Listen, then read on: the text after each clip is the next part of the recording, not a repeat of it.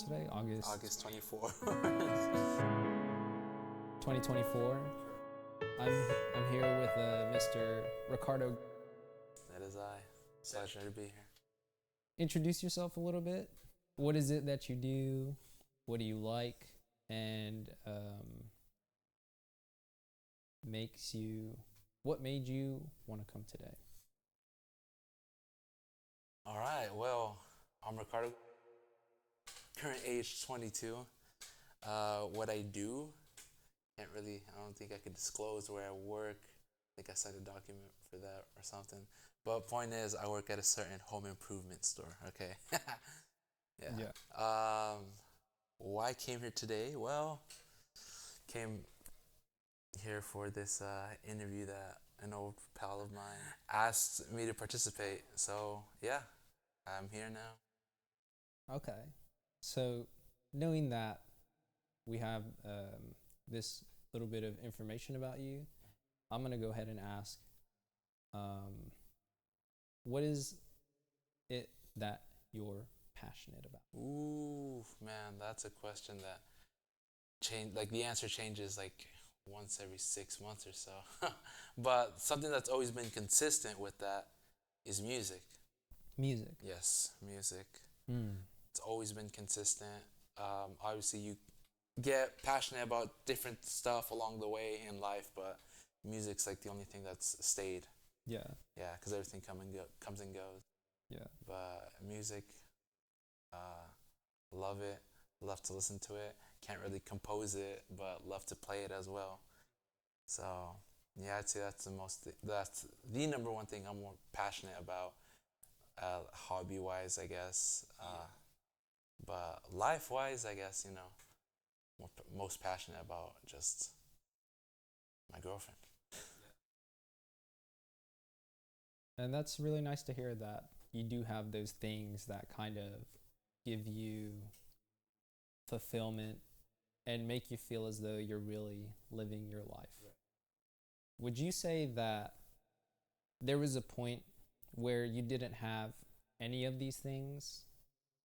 And if yes, how did you pull yourself to kind of want to get those things? Okay. Well, let's see. Music, it's around everyone's life. It's like you can't escape it. No matter how hard you try, you're always going to hear something, a melody, a beat, whatever. Like just me tapping on this table. Yeah. It's sound, Can't really escape it. So it's always been around, and I'm glad it has. Hope it never goes away. My girlfriend, on the other hand, I don't know, throughout the years, I've always just hoped and gone through journeys wishing to find this one person, right? And it's not that it's like a dark, depressing place, because, at the end of the day, I've lived basically 21 years without her, and not all of it was bad, right?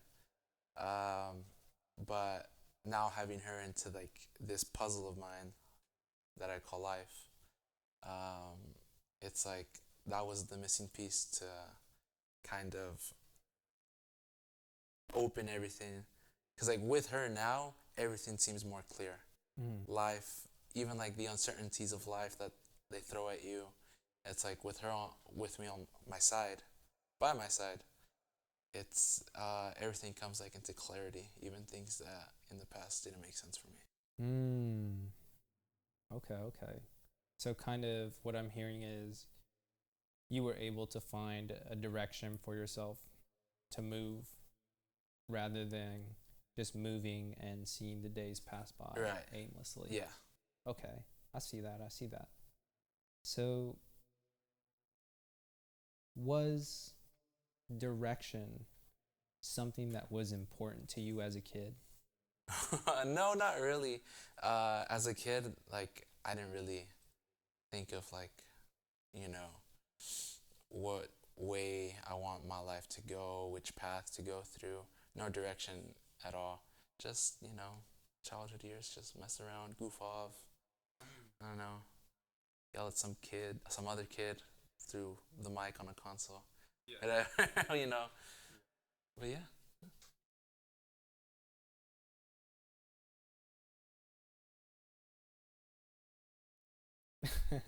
All right. Okay. But yeah. All right. Okay. I got lost there. Okay.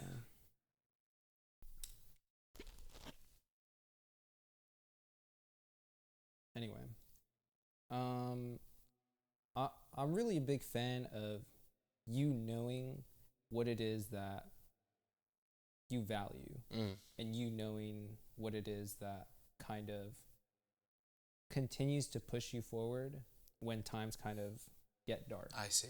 Okay. At least that's what I assume based off of, like how humans are and what we go through during life.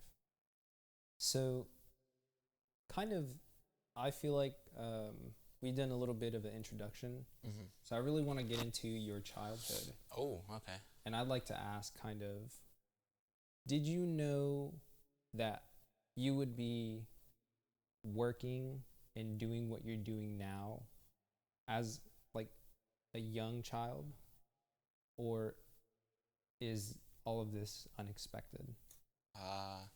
Maybe not unexpected, but I guess in the childhood years, you have big dreams, inspirations, and like you view life in a different way. Me thinking like, oh, I'm never gonna grow up, and if I am, it's gonna be like 100 years from now, which, in reality, it's like, what, 10 years go by and you're already like, everything's changing.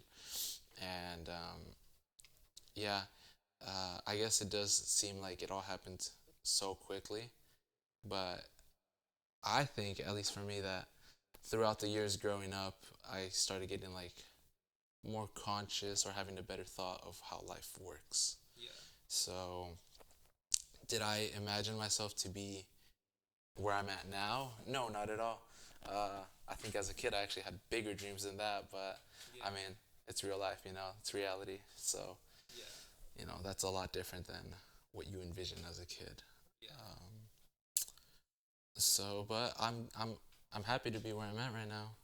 At a comfortable place, comfortable spot, and even if things get uncomfortable in life, I know I'll bounce back up. Yeah. And that's a really, really crucial lesson that you were able to learn, especially at such a young age. I feel as though that is something that adults consistently try to push onto younger people is just get back up. Just get back up. But the difficulty for me is where, like, when you hear that and then it happens, that person is not there to tell you that. Yeah. You just have to remember it at that moment. Right. So when you experience that difficult time, when you come across something that like pushes you down to the ground, what would you say? What do you think to pull yourself out of that? Okay.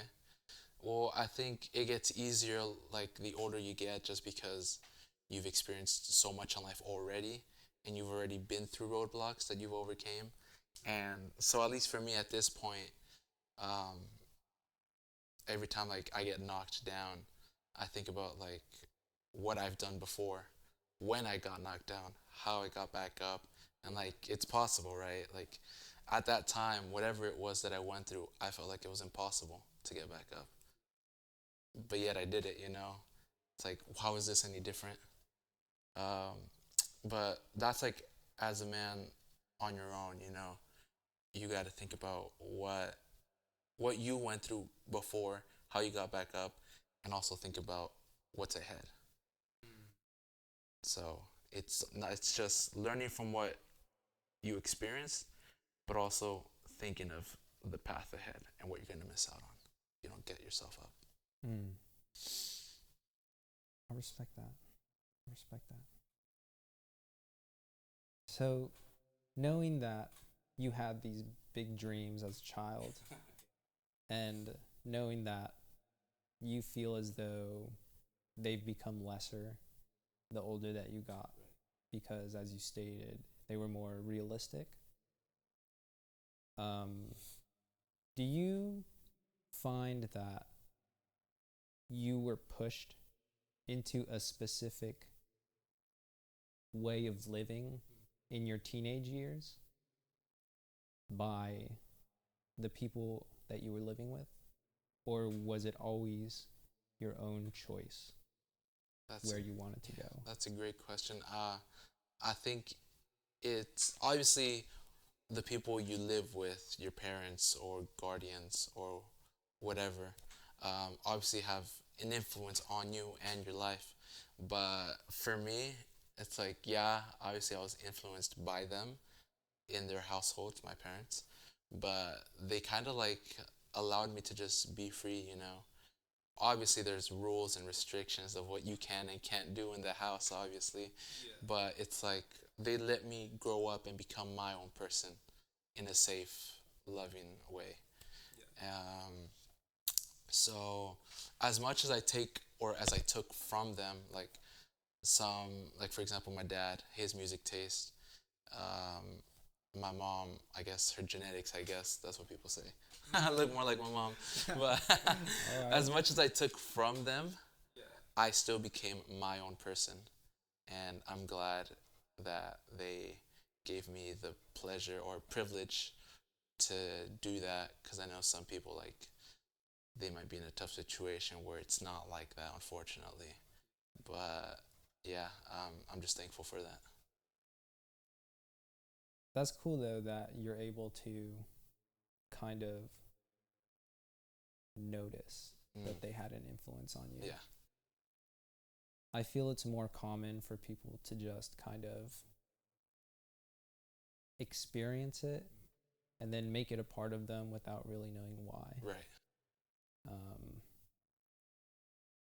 But it kind of taps into the idea of self-awareness and being able to figure out, this is what happened, this is how I reacted, and this is what I'm going to take from it. So you followed those steps. Yeah. It's crazy. That's so crazy, dude. That's crazy. That's not real. It's rare. But thinking more about like your teenage experience, your ability to socialize easily, and kind of high school moments where you run into people of all different sorts of backgrounds. Would you say that for you, your teenage years were confusing, or was it really linear? I wouldn't say it was completely linear, but some things just felt more right than others in my experience. Like teenage years, for example, my whole childhood, I grew up listening to like whatever was on the radio, so pop or, you know, whatever was popular at the time. And so teenage years, that's kind of like where everything started changing. You started becoming your own person because now you have the consciousness and ability to think for yourself. Yeah. So around that time, music like style started changing for me, which at the time was like, whoa, what am I doing? You know, like you think back and you're like, this isn't what I've been listening to my whole life, but I like it. And I don't know whether it's me or not. So it's kind of confusing growing up because everything starts changing all of a sudden, quickly, rapidly. But other than that, in school, getting to meet all these other people, it's like, to me, it all just kind of felt like everything was coming together with the people I was hanging out with or talking to. Yeah. It's like, I don't know, it felt right, and I wouldn't change anything, like neither of the friends that I made along the way, because I feel like that kind of like shifted me into the person I am today. Yeah. So I think it's pretty linear, that straightforward, just me living my life. Whoever I come along, they can either tag along or step out of the train, and that'll be fine, you know. But yeah, I don't know. Everything's been kind of nice and calm throughout my teenage years. Not too crazy. That's cool. No rock parties? No, no rock parties. I'm a huge punk rocker or what have you, emo kid, but no, nothing of that like craziness. For sure, for sure. Then, I'm very curious about, as a teenager, we start to learn how to build our ability to not say everything that we think. Okay. You know, we start to put brakes Yes. or learn to put brakes on ourselves when we want to throw milk in the cafeteria. Right. Or punch a hamburger and mix it together with a whole bunch of other food. Yeah. Right. What would you say is an event that you experienced that made you say, okay, if I have an intrusive thought, I will never act on it because of this specifically? I see. Ooh, that's a great question. I can't really pinpoint a certain event that happened, but I'm sure. Actually, yes, I can now. I'm gonna take us back to my youth, childhood, before teenage years. It was like first day of kindergarten, and I was excited to go to recess, but there was this kid in my way. He's a big kid, if you will, you know. Okay. And I grew up speaking Spanish, so that was my first language. And I don't know, living in America as a child that only spoke Spanish, you kind of think that no one else knows Spanish besides you and your household, right? So excited for recess, big kid in my way, and I was so mad that he was in my way. I said, "Muévete, gordo." Translates to move, like fatty, you know, get out of the way, fat boy, fat, you know, whatever.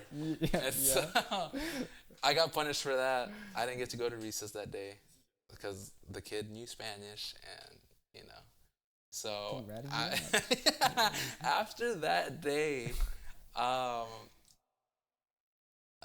thought to myself, like, I thought I didn't do anything wrong. So then I told my parents, and they were like, no, that's wrong. You know, you can't do that, you know. And, you know, thinking back on it, regardless, if he was fat, you know, you probably shouldn't say that, you know. Yeah. So I think, like, after that, it's funny because I do think back on that every now and then, just never really thought about it till now. So, yeah.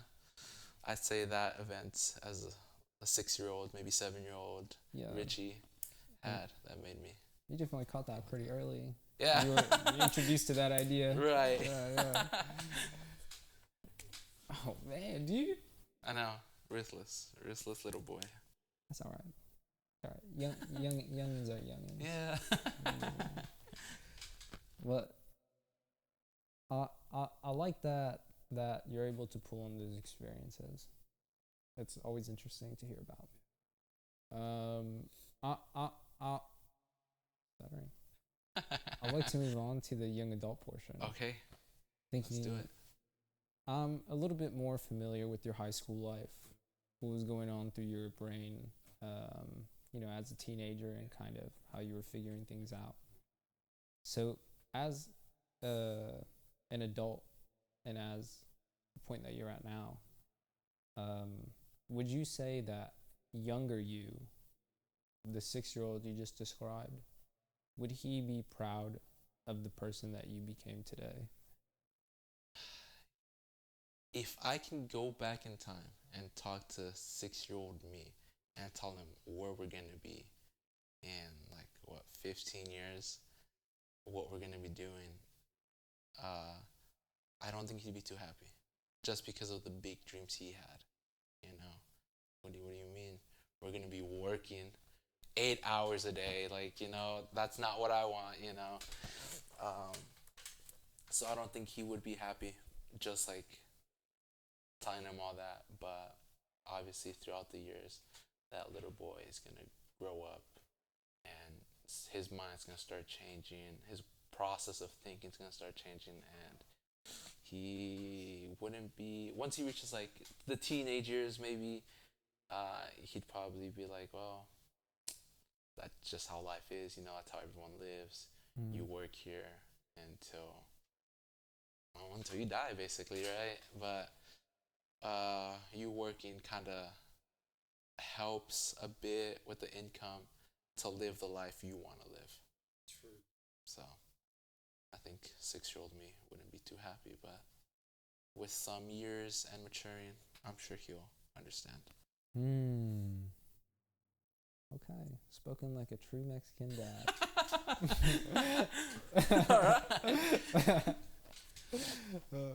No dig though, no dig. No, Yeah. not at all. No, I like that. I like that. And I like that you described it as seeing those way bigger dreams. What limited that? That's a great question. I mean, when I say bigger dreams, it's like little me thought of like inventing inventing a vaccine where, you know, if you take it you don't die, you know. It's like an, you know, kind of like you become immortal, right? And I was like, I always said that I will invent it because there was I lost my grandpa from my mom's side at a young age, and like we were really close. And as a kid, it didn't really affect me too much, but at least enough to the point where I knew he wasn't coming back, right? So I was like, well, I'm gonna invent a vaccine that you take every 10 years or 5 or, you know, something like that to make you keep on going. You're good. You don't die, you know. Yeah. Obviously, that's not realistic now. Come on, but kind of like dreams like that, where it's like, okay, like let's come back to reality, right? But other dreams, like I guess as a kid, I also thought about being a doctor, which there's many doctors out there in the world, so it's possible.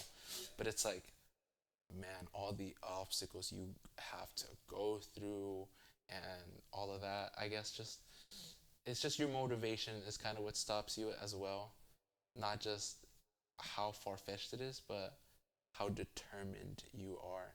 And I guess for me, I just wasn't determined enough to become a doctor, but not because like I can't do it, but just because like growing up, maturing, you see the obstacles ahead, you start thinking now, before you take these steps, are you sure this is what you want to do? Instead of just like, I can do it, you know, might as well, you know, because if you're determined enough and you go for it, what's the point if you're not loving it? It's not what you're passionate about. So I'd say that's what stops me, just like the motivation to do it. But as I mentioned, you grow up, you think differently. What you wanted as a kid is not what you want now. Yeah. So like as a kid, I said I was gonna have like what 10 kids or so. Oh, I don't want 10 kids now, obviously, you know. Heck no, I'm fine if I just have 3, and then just stop it there. But yeah, just I think you are your own roadblock at times. I like how you express that. And I want to say that I'm grateful to you for sharing your experience with your grandpa. Because loss is always hard. Yeah. And I appreciate you being comfortable enough to share that. Right. I just want to put that out there. All right, thank you. But the limited goals, knowing that, you know, as a child, you naively think that you can make a pill to turn a dead person alive, right? But I feel like that cover of imagination is now not thrown away, but at least opened a little bit. You, with your dreams, as a youth, as a teenager, and as an adult, I know that they change, as you mentioned, as you change. Why can't your goals still be as big as they were when you were younger with that more realistic approach? I mean, my goals I think are still pretty big, but it's different in the views or in the vision, in the eyes of a child and an adult. As a child, you're just thinking big, money, rich, famous. But now, at least for me as an adult, can't speak on the other people in the world, but at least for me, that dream, like that luxurious life, now looks like a family and a house. That's it. Um, to others, it might not seem big, but to me, it's like the achievement of a lifetime. Yeah, It feels like yeah. like an achievement to me. From the outside looking in, it's not going to be as impactful because I'm not you. Right. But from inside looking out, it's something of heavy importance for you. And does it work? Is it like a crown? Is it like a graduation sash? Like, how do you imagine it? Like, what kind of trophy? Not really a crown or, a cap and gown, a graduation cap and gown type of thing. It's more of like it's imprinted on me. It's like this is my title now. Father figure, husband, and just like hardworking. That is who I am now. So it's not like a crown I can take off, cap and gown I can take off. It's like it's part of me now. It's who I am now. That's kudos right there. That's kudos right there for being able to find yourself. Even if there were the roadblocks and the distractions, being able to at least show up and be confident about what you've been through and how you're going to continue. That shit is so important. But I would say I have about one, maybe two more questions, and then we can go ahead and end.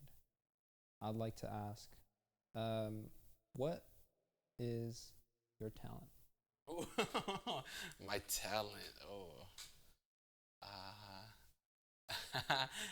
I would say,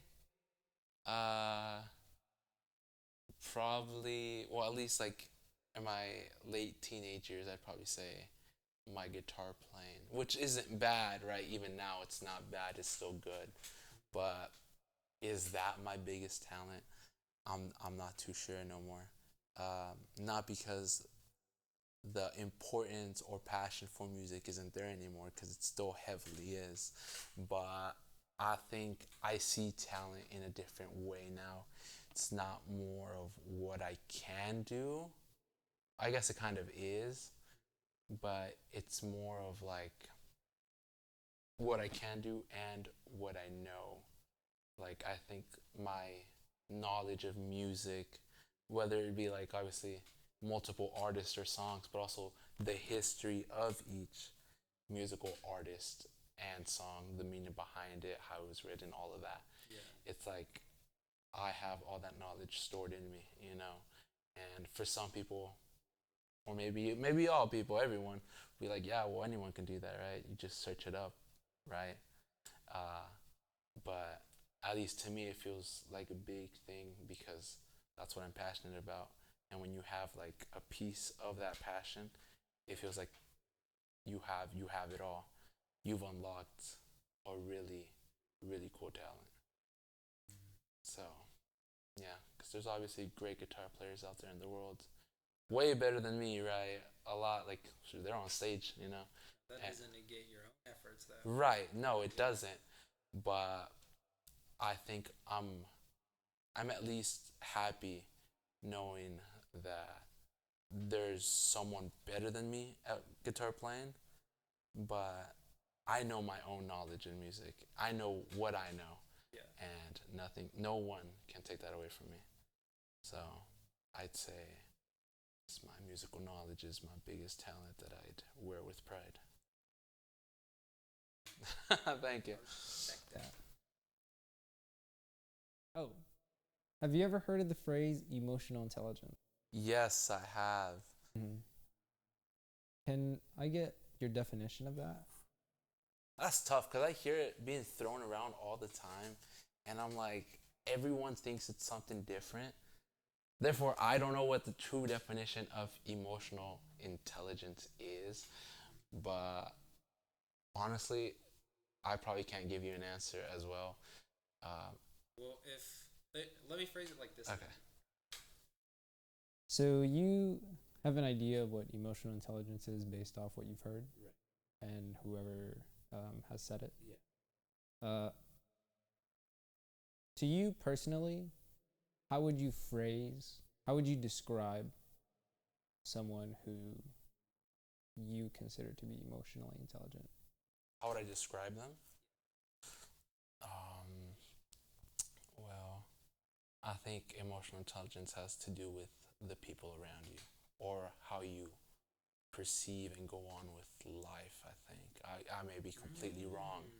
I don't know if I'm on the right track or not, but I guess someone with like emotional intelligence will be someone who is aware of their surroundings, aware of how people are feeling without asking, kind of like you can tell how they come off, and how to react to that properly. Like, you notice someone has like a nasty tone towards you. I think someone with like emotional intelligence or what have you will know not to just like piss them off even more, kind of like know how they're feeling, know how to react to it, I guess, by just easing into it. Like, whether you're working and you get a terrible customer, and you gotta do what you gotta do, unfortunately. You just gotta let it pass by. So yeah, I don't know if I'm even close to what that would mean, but I think at least to me that's what I envision.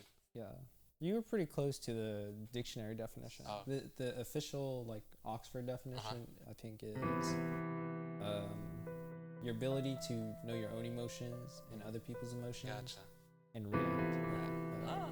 That's pretty close. In the right way. Yeah. So you were like you basically. Yeah. All right. Cool. But I'm very grateful for you being open to this opportunity to share, especially knowing that your experiences are something that are special to you individually. I feel like you being able to say them out loud, especially to, it's been a little bit of time since we chatted. I'm very, very grateful. And hopefully we can have a future conversation every now. That'd be dope. That'd be great. Yeah. It'll be more well structured, I'll say. Okay. This wasn't bad though.